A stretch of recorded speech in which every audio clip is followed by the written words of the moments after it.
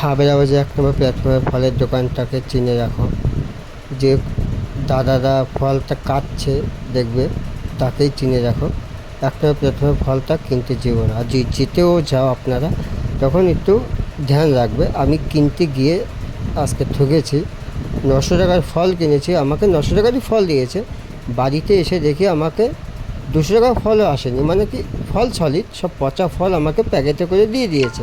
আমি প্যাকেট খুলিনি, বাড়ি এসে খুলে দেখি সব পচা ফল। সেই ফল আমি আবার দেখাতে নিয়ে গেছি, আমাকে উল্টে গরম দিয়েছে, উল্টে মারতে গিয়েছে, গালাগালি দিয়েছে, আমার ওয়াইফকেও গালিগালি দিয়েছে, বলছে এই দোকানের ফল না। তারপরে লাস্টে পুলিশ ডেকে আমাকে বাড়িতে পাঠিয়ে দিয়েছে। যাই হোক, আপনারা একটু সচেতন হন, এক নম্বর প্ল্যাটফর্ম কমসে কম একটু বুঝবে। ভিডিওটা একটু শেয়ার করুন। আমি আমার ফলটার ফটো ছেড়ে দিয়েছি, দেখেন আমি ফলটা দেখতে পারবেন আপনারা ভিডিওর লাস্টে কী ফল দিয়েছে আমাকে।